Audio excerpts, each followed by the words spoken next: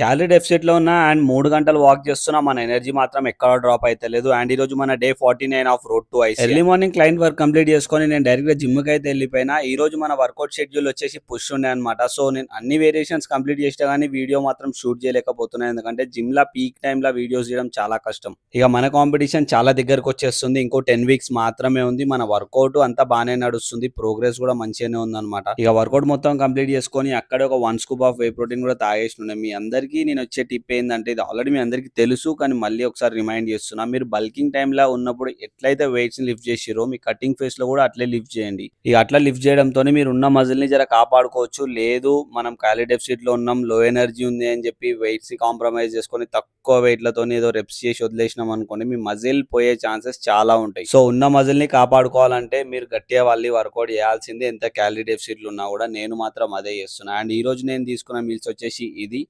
ఇది, ఇది, ఇది అండ్ ఇది. ఇక మనం పెట్టిన యూట్యూబ్ వీడియోకి మంచి రెస్పాన్స్ ఇస్తున్నారు. Thank you so much. And ఈరోజు వీడియో కిందే మళ్ళా రేపు కలుద్దాం. ఫాలో కొట్టుడైతే మర్చిపోకుర్రు మామ.